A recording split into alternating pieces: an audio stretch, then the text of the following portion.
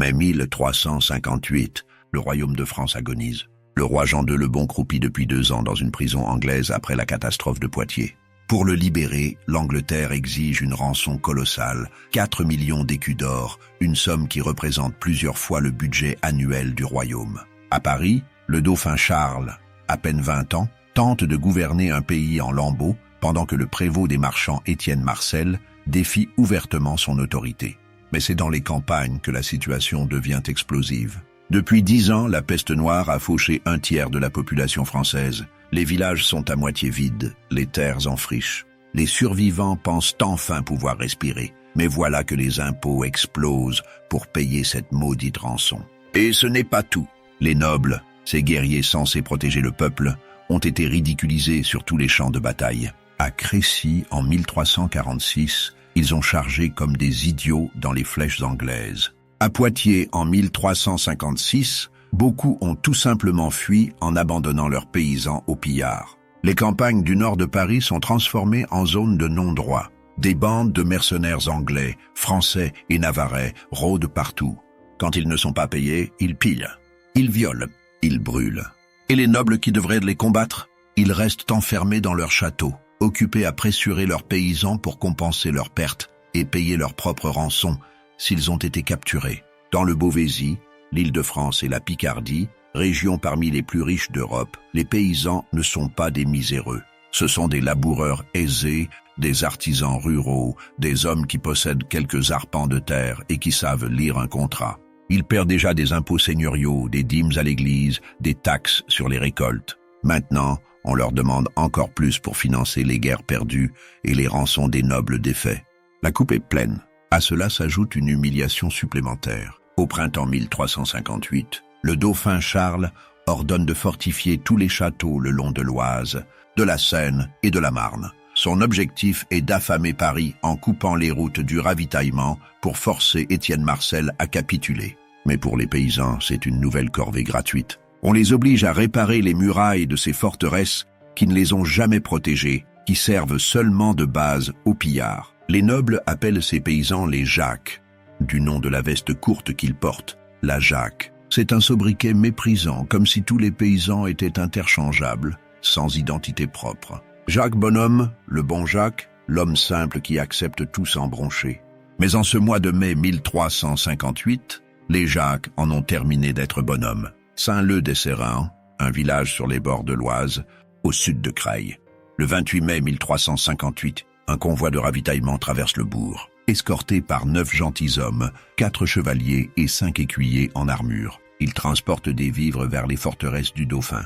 Pour les paysans affamés qui les regardent passer, c'est une provocation de trop. Une dispute éclate. Les soldats veulent réquisitionner de la nourriture.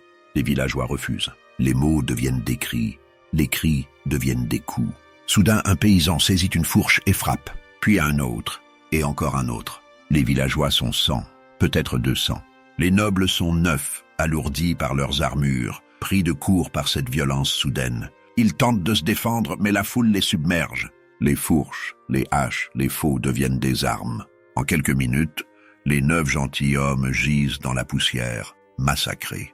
Un silence terrible s'abat sur la place du village. Les paysans réalisent ce qu'ils viennent de faire. Tuer des nobles, c'est un crime de lèse-majesté. La punition sera terrible. La pendaison, l'écartèlement, la torture publique. Leurs familles seront exterminées. Leurs villages brûlés. Ils n'ont plus le choix. C'est la fuite ou la révolte. Ils choisissent la révolte. Au lieu de se disperser, la bande reste soudée. Mieux, elle grossit. Des paysans des villages voisins arrivent, armés de ce qu'ils ont sous la main. Bâtons ferrés, couteaux, faux, fourches, haches de bûcheron. La nouvelle se répand comme une traînée de poudre. À Clermont en Beauvaisis, à Mélo, à Montataire, partout dans le Valois et le Beauvaisis, les paysans se soulèvent. Ce n'est pas une émeute spontanée. C'est une explosion de rage accumulée pendant des décennies. Les révoltés ne sont pas désorganisés longtemps. Rapidement, ils élisent des capitaines. À Mélo, un laboureur aisé nommé Guillaume Carle prend la tête du mouvement principal. Les chroniques le décrivent comme un homme charismatique, sachant parler et convaincre, de belle prestance. Ancien soldat peut-être, il connaît en tout cas les rudiments de l'organisation militaire. À Montataire, c'est Étienne Duouès qui commande. À Sacy-le-Grand, Germain Reveillon. À Fouilleuse, Nicolas Dufour dit Malin. À Avrechy, Philippe Le Boquillon. En En quelques jours, une véritable armée paysanne se constitue. Guillaume Carle hésite d'abord à prendre le commandement.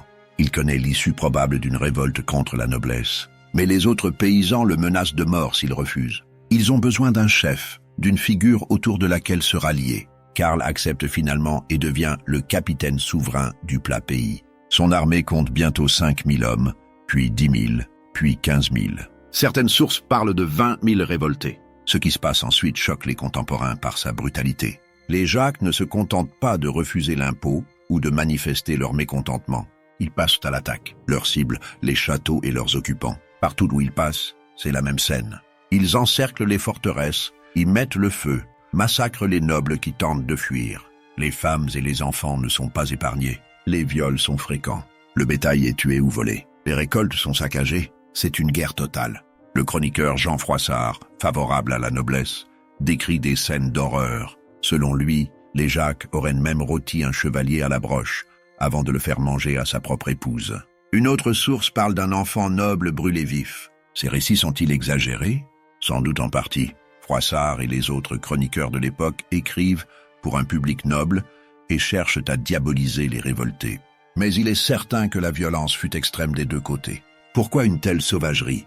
Les paysans ne sont pas naturellement cruels, mais ils ont été écrasés, humiliés, affamés pendant des années. Ils ont vu leurs récoltes confisquées, leurs filles violées par des soldats, leurs fils enrôlés de force dans des armées qui les mènent à l'abattoir. Quand la digue cède enfin, la violence accumulée se déverse sans retenue. Chaque château brûlé est un symbole d'oppression qui s'effondre. Chaque noble massacré est une revanche pour des générations d'injustice. Les révoltés ont aussi une revendication politique claire. Ils disent ouvertement que les nobles ont trahi le royaume, qu'ils ne remplissent plus leur fonction de protecteurs, qu'ils ont fui lâchement devant les Anglais à Poitiers, qu'ils continuent de pressurer le peuple alors qu'ils devraient le défendre.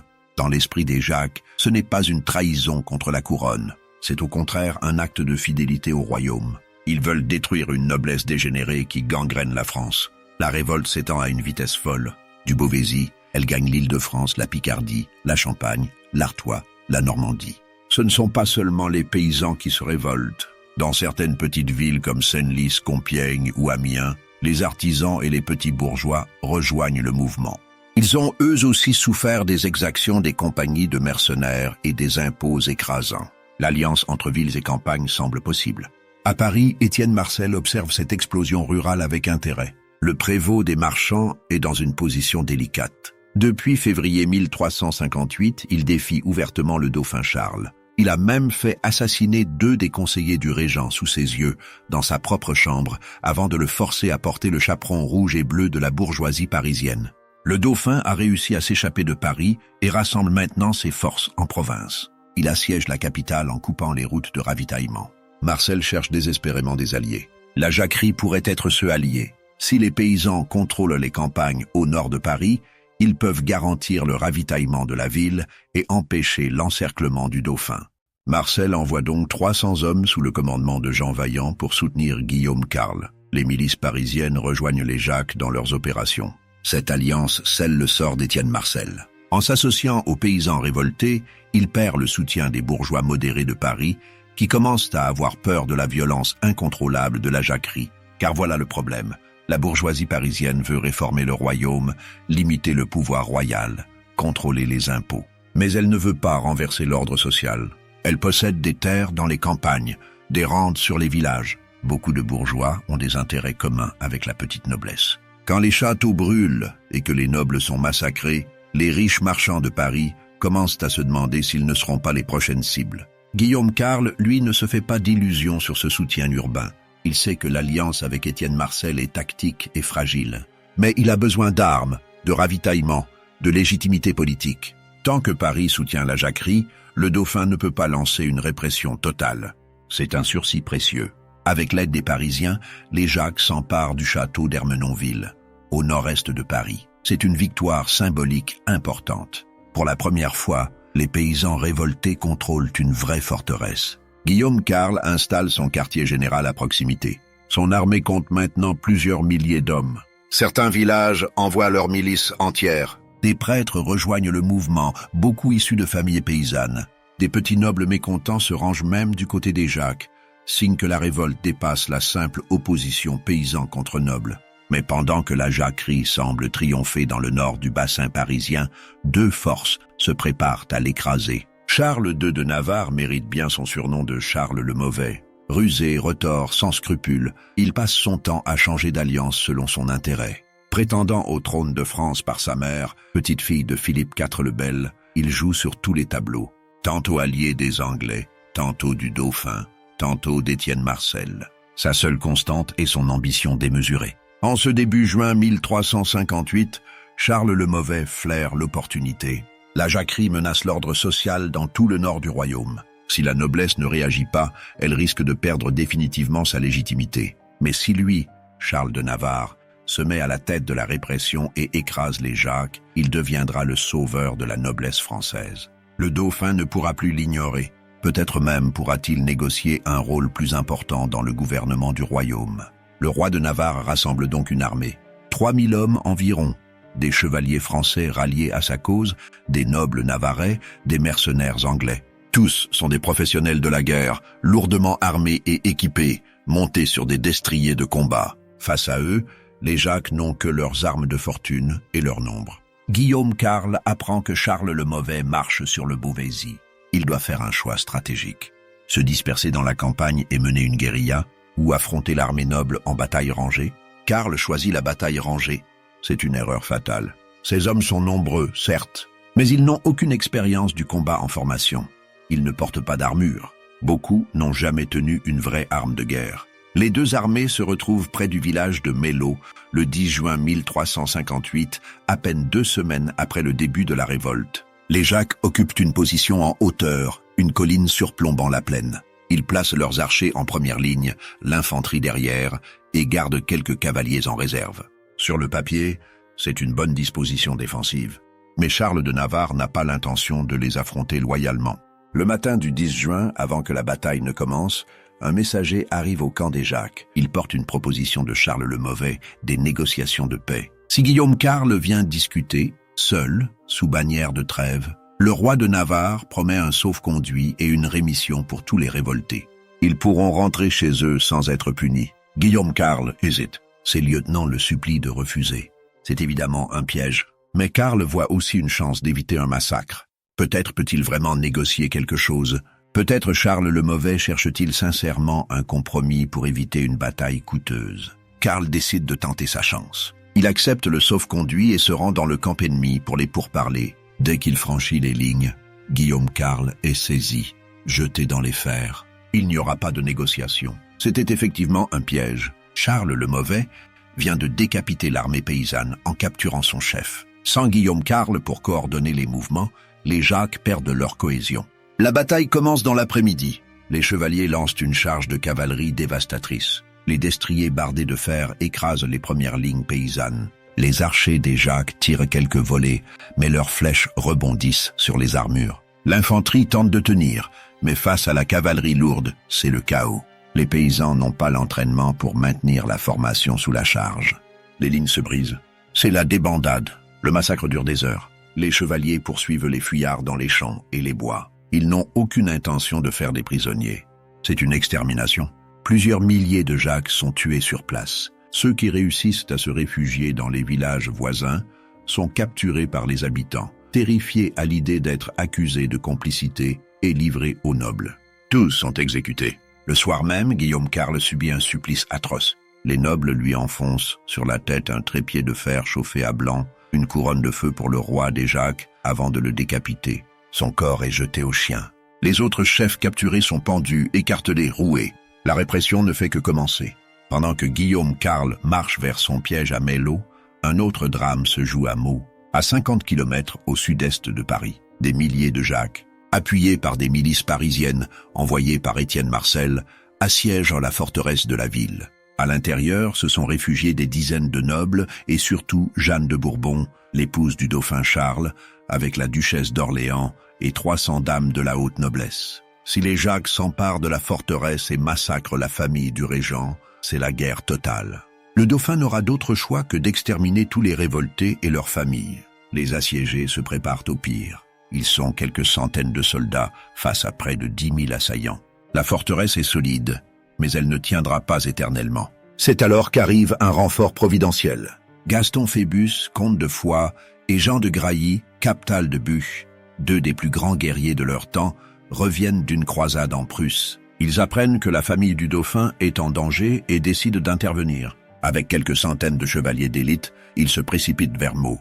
Le 9 juin 1358, les Jacques et les miliciens parisiens lancent un assaut général contre la forteresse. Ils pensent pouvoir l'emporter par le nombre. Mais au moment où ils s'engagent sur le pont de la Marne pour atteindre les portes, Gaston Phébus et ses hommes surgissent sur leurs arrières. Les chevaliers chargent avec une violence inouïe. Les paysans, coincés sur le pont, ne peuvent ni avancer ni reculer. C'est un carnage. Les soldats de la forteresse sortent pour prendre les assaillants en tenaille. Les Jacques sont écrasés entre deux murs d'acier.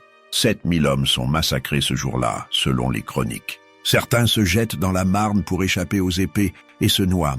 D'autres tentent de fuir dans la ville, mais les habitants de Meaux, terrifiés, leur ferment les portes. Ceux qui restent sont taillés en pièces. La victoire rend les nobles fous de rage et de vengeance. Gaston Phébus et Jean de Grailly laissent leurs hommes piller et incendier Meaux. La ville brûle pendant 15 jours. Les habitants sont massacrés sans distinction, complices présumés des Jacques ou simples victimes de la furie vengeresse. Le maire de Meaux, accusé d'avoir sympathisé avec les révoltés, est pendu haut et court. Avec les défaites de Mello et de Meaux le même jour, le 9 et 10 juin 1358, la jacquerie est militairement brisée. Mais la répression ne fait que commencer.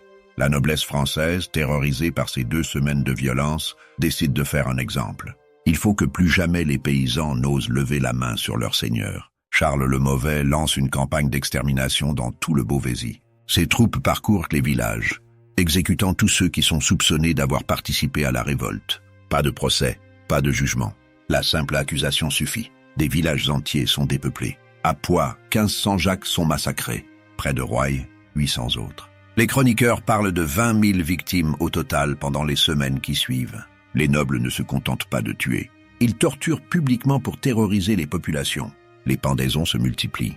Les arbres ploient sous le poids des cadavres. Les routes sont jalonnées de potences. Certains sont roués vifs, leurs os brisés un par un à coups de barres de fer. D'autres sont écartelés par des chevaux. Les femmes et les enfants des meneurs sont exécutés pour que la lignée s'éteigne. La vengeance noble s'abat aussi sur les biens. Les chaumières des paysans révoltés sont incendiées. Les récoltes sont piétinées ou brûlées. Le bétail est abattu. Le Beauvaisis, une des régions les plus riches de France, est transformé en zone sinistrée. Les famines qui suivront tueront encore plus que la répression directe. Cette région fertile mettra des décennies à se relever. Les bourgeois qui ont soutenu la jacquerie ne sont pas épargnés. Les échevins de Compiègne, qui ont envoyé des renforts aux Jacques, sont décapités. Les miliciens parisiens capturés à Meaux sont exécutés. Dans les villes qui ont sympathisé avec les révoltés, les corporations sont dissoutes, les privilèges révoqués, des amendes astronomiques imposées. À Paris, Étienne Marcel comprend que son alliance avec les Jacques a signé sa perte. La bourgeoisie parisienne est horrifiée par la violence de la répression et terrifiée à l'idée d'être associée aux révoltés. Le soutien que Marcel avait encore fond comme neige au soleil. Le dauphin Charles, depuis son camp hors de Paris, resserre l'étau sur la capitale. Le prévôt des marchands tente une dernière manœuvre désespérée. Il veut faire entrer dans Paris les troupes de Charles le Mauvais et des mercenaires anglais pour résister au siège du dauphin. Mais c'est trop. Pour les Parisiens, faire entrer des Anglais dans la capitale est une trahison impardonnable.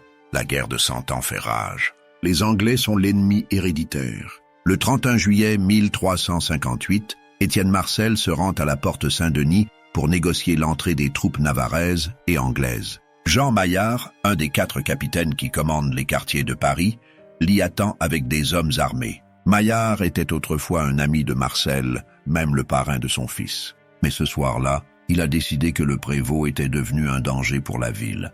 Une altercation éclate. Marcel exige qu'on ouvre les portes. Maillard refuse et l'accuse de vouloir livrer Paris aux Anglais.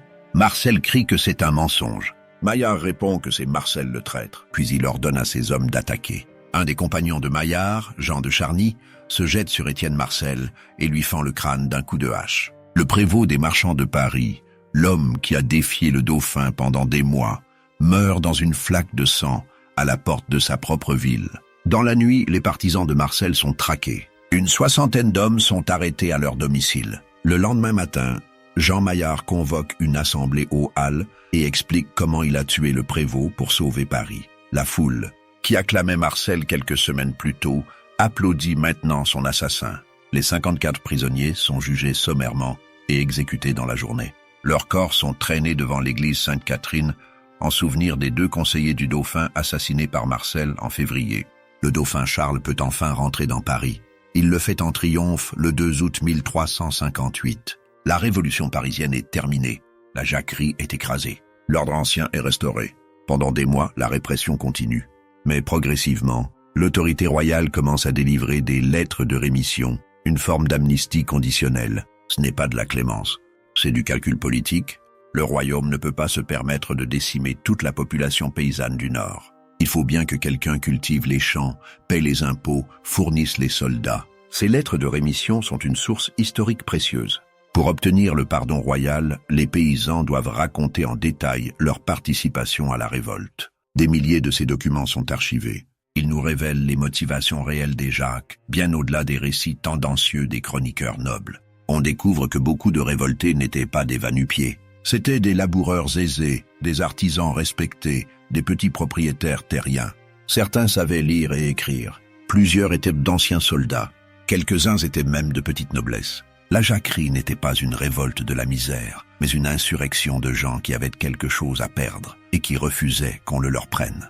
Les lettres révèlent aussi que la violence n'était pas gratuite. Les Jacques visaient spécifiquement les châteaux qui servaient de base aux compagnies de pillards. Ils épargnaient souvent les nobles qui avaient la réputation de traiter correctement leurs paysans. Certains seigneurs furent même aidés par leurs propres tenanciers pour échapper aux Jacques. Ce n'était pas une guerre de tous les paysans contre tous les nobles, mais une révolte ciblée contre un système d'exploitation devenu insupportable. Le dauphin Charles, futur Charles V, comprend la leçon. Quand il deviendra roi en 1364, il réformera profondément la fiscalité et l'armée. Il créera une armée permanente pour mettre fin aux dérives des compagnies de mercenaires. Il rationalisera les impôts pour les rendre plus prévisibles et moins écrasants. Il fortifiera le royaume pour protéger réellement les populations civiles. Charles V sera un des meilleurs rois de France, et son règne réussi doit beaucoup aux leçons sanglantes de 1358. La grande jacquerie de 1358 dura 2 semaines, mais elle marqua profondément les esprits pour les siècles à venir. Le mot jacquerie entra dans le vocabulaire français pour désigner toute révolte paysanne. Pendant longtemps, ce fut un terme péjoratif. Les nobles utilisaient ce mot pour rappeler le danger de laisser le peuple se rebeller. Les chroniqueurs de l'époque, tous issus de la noblesse ou à son service, décrivirent les Jacques comme des bêtes sauvages, des démons incarnés. Jean Froissart, le plus célèbre d'entre eux, multiplia les récits d'atrocités pour horrifier son public aristocratique. Pendant des siècles, l'historiographie officielle présenta la jacquerie comme un accès de folie collective, une explosion de violence irrationnelle. Mais d'autres voix se firent entendre. Le chroniqueur Jean de Venette, plus proche du peuple, écrivit que la guerre appelée la jacquerie du Beauvoisis arriva par le mauvais traitement que le peuple recevait de la noblesse. Pierre Louvet, dans son Histoire du Beauvoisis, souligna les responsabilités nobiliaires dans le déclenchement de la révolte. Ces témoignages plus nuancés furent longtemps ignorés. Au XIXe siècle, la Troisième République française chercha dans l'histoire nationale des figures de résistance populaire. Étienne Marcel devint un héros républicain, le champion de la liberté contre l'absolutisme royal. Guillaume Carle et les Jacques furent réhabilités comme des précurseurs de la Révolution française. Des rues, des places, des écoles portèrent leur nom. En 1972, un collège de l'Oise fut baptisé Guillaume Carle en hommage au chef des révoltés. L'historiographie moderne a encore affiné notre compréhension de la jacquerie. Les historiens ne la voient plus comme un simple soulèvement de miséreux, ni comme une glorieuse révolte populaire, mais comme un mouvement complexe mêlant revendications économiques, protestations politiques et violences sociales. La jacquerie fut à la fois une réaction d'autodéfense face aux exactions des compagnies militaires, une contestation de la légitimité nobiliaire après les défaites militaires et une revendication de dignité de la part des masses paysannes. Certains historiens ont voulu voir dans la jacquerie une lutte des classes avant la lettre, mais cette interprétation est trop simpliste. Il y avait des nobles du côté des Jacques. Il y avait des paysans qui défendaient leurs seigneurs. Les villes étaient divisées. La bourgeoisie parisienne soutint d'abord les révoltés avant de se retourner contre eux. Ce n'était pas une guerre de tous les pauvres contre tous les riches, mais un conflit multiforme où s'entremêlaient des dizaines d'intérêts contradictoires. Que nous apprend finalement la jacquerie de 1358? D'abord, que la stabilité sociale repose sur un contrat implicite entre gouvernants et gouvernés. Les paysans acceptaient le système féodal tant que les nobles remplissaient leurs fonctions de protection. Quand cette protection disparut et que l'exploitation s'intensifia, le système s'effondra dans la violence. Ensuite, que les révoltes populaires échouent, presque toujours face à une répression organisée. Les Jacques étaient nombreux, motivés, parfois bien dirigés. Mais face à des professionnels de la guerre, lourdement armés et entraînés, ils n'avaient aucune chance sur un champ de bataille traditionnel. Guillaume Carle commit l'erreur de croire qu'il pouvait battre les nobles à leur propre jeu. Une guérilla prolongée aurait peut-être donné de meilleurs résultats, mais elle aurait aussi causé des destructions encore plus importantes. La jacquerie montre aussi l'importance des alliances politiques. Si Étienne Marcel et la bourgeoisie parisienne avaient maintenu leur soutien, si d'autres villes s'étaient jointes au mouvement, si des nobles réformateurs avaient pris la tête de la contestation, l'issue aurait pu être différente. Mais l'alliance entre villes et campagnes se brisa rapidement. La bourgeoisie avait peur que la violence paysanne ne se retourne contre elle. Les nobles, même réformateurs, n'acceptèrent jamais que les paysans prennent les armes. La répression féroce qui suivit la jacquerie est également révélatrice. Les 20 000 exécutions, les villages brûlés, les famines provoquées montrent à quel point les élites étaient terrorisées par la révolte. Ce n'était pas simplement une question de rétablir l'ordre. C'était une volonté d'écraser définitivement toute velléité de résistance. Les nobles voulaient graver dans les mémoires paysannes que se révolter contre l'ordre établi menait à l'extermination. Pourtant, paradoxalement, la jacquerie eut des effets positifs à long terme. Les seigneurs comprirent qu'ils ne pouvaient plus exploiter leurs paysans sans limite. Les rois de France réalisèrent qu'une fiscalité trop lourde et arbitraire menait à l'explosion sociale. Les réformes de Charles V, qui stabilisèrent le royaume dans la seconde moitié du XIVe siècle, furent en grande partie une réponse aux causes de la jacquerie. La Grande Jacquerie ne fut pas la dernière révolte paysanne de France, loin de là. Elle inaugura, au contraire, une longue série de soulèvements qui ponctueront l'histoire française jusqu'à la Révolution. Les Tuchins en Languedoc, dans les Étreuseuils, années 1360-1380, les Croquants en Périgord et en Quercy, au XVIe et XVIIe siècle, les Va-nu-pieds en Normandie en 1639, la révolte du papier timbré en Bretagne en 1675, la guerre des farines en 1775. Chaque fois, les mêmes causes, l'augmentation des impôts, les exactions militaires, la famine qui rôde. Certaines de ces révoltes furent plus grandes que la jacquerie de 1358. Celle des Croquants mobilisa des dizaines de milliers de paysans pendant des années, mais aucune ne marqua autant les mémoires. Jacquerie devint le mot générique pour désigner toute insurrection rurale. Quand les nobles et les bourgeois voulaient discréditer un mouvement populaire, ils le comparaient à la jacquerie de Buziet, 1358 avec ses massacres et ses violences.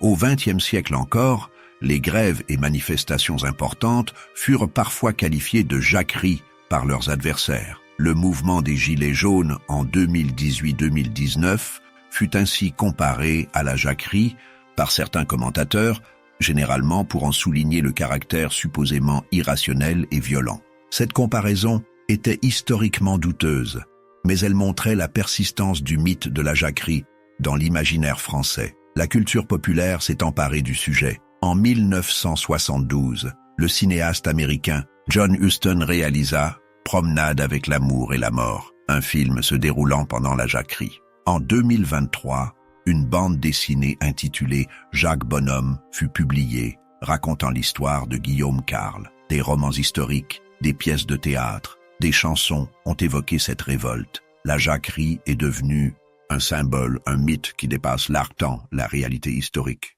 La jacquerie de 1358 marqua un tournant dans l'histoire de France. Elle révéla l'épuisement du modèle féodal traditionnel. La noblesse militaire, incapable de protéger les populations et militairement inefficace, perdait sa légitimité. La monarchie, affaiblie par les défaites et la captivité du roi, ne pouvait plus garantir l'ordre. Les villes, enrichies par le commerce, commençaient à contester le monopole politique de l'aristocratie. Le XIVe siècle fut un siècle de crises multiples pour l'Europe. La Grande Famine de 1315-1317, la peste noire de 1348 qui tua un tiers de la population, la guerre de 100 ans qui ravagea la France, le grand schisme d'Occident qui divisa la chrétienté. Dans ce contexte catastrophique, les structures sociales anciennes se fissurèrent. Les révoltes paysannes comme la jacquerie étaient un symptôme de cette crise systémique, mais elles annonçaient aussi un monde nouveau.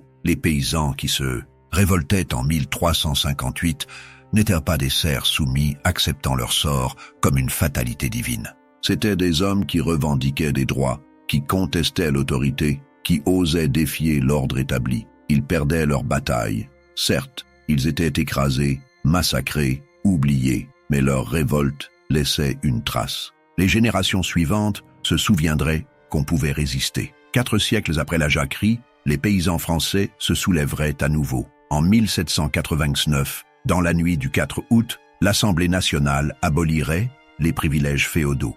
Cette fois, ils gagneraient. Les nobles perdraient leurs droits seigneuriaux, leur justice privée, leurs monopoles économiques. Le système qui avait survécu à la jacquerie s'effondrerait finalement. L'histoire de la jacquerie de 1358 est une histoire terrible. Terrible par sa violence, des deux côtés. Terrible par son échec. Terrible par la répression qui suivit. Mais c'est aussi une histoire humaine. L'histoire d'hommes ordinaires, poussés à bout qui décidèrent de risquer leur vie pour leur dignité. Guillaume Carle et ses compagnons savaient probablement qu'ils allaient perdre. Comment des paysans armés de fourches pourraient-ils vaincre les chevaliers de France? Mais ils se révoltèrent quand même, parce qu'ils n'avaient plus rien à perdre. Parce que mourir les armes à la main valait mieux que crever de faim en payant des impôts pour des nobles qui les méprisaient. Les chroniqueurs nobles ont voulu faire des Jacques des monstres sanguinaires. Les historiens romantiques en ont fait des héros populaires. La vérité est plus complexe. C'étaient des hommes ordinaires, ni pires ni meilleurs que leurs contemporains, placés dans une situation extraordinaire. Ils commirent des atrocités, ils brûlèrent des châteaux et massacrèrent des innocents. Mais ils avaient eux-mêmes été victimes d'atrocités pendant des années. La violence appelle la violence. L'oppression mène à la révolte entraîne la répression nourrit la haine, et le cycle recommence. C'est la tragédie de l'histoire humaine. La jacquerie de 1358 en est un exemple particulièrement sanglant, mais c'est aussi un rappel que les systèmes d'oppression, même les plus solidement établis, ne sont pas éternels. Ils reposent sur l'acceptation, même résignée, des opprimés. Quand cette acceptation disparaît, le système s'effondre. Il faut parfois des siècles et des milliers de morts pour que le changement advienne. Mais il advient. En 2 semaines, au printemps 1358, 20 000 paysans français ont défié l'ordre féodal. Ils ont brûlé des châteaux, massacré des nobles, terrorisé les élites. Puis ils ont été écrasés avec une brutalité sans nom. 20 000 autres ont péri dans la répression. Des villages entiers ont disparu. Le Beauvaisis a mis des décennies à s'en remettre. Pourtant, 6 siècles plus tard, on se souvient encore de Guillaume Carle et des Jacques de 1358. On ne se souvient pas des noms des nobles qui les ont massacrés. L'histoire, finalement, n'oublie jamais ceux qui osent se dresser. Même quand ils perdent, surtout quand ils perdent. La jacquerie de 1358 fut une défaite, mais ce fut aussi un avertissement. Aux nobles de France, aux rois d'Europe, aux élites de tous les temps. On peut opprimer un peuple pendant longtemps, mais pas éternellement. Un jour, les fourches se lèvent, et ce jour-là, les châteaux brûlent.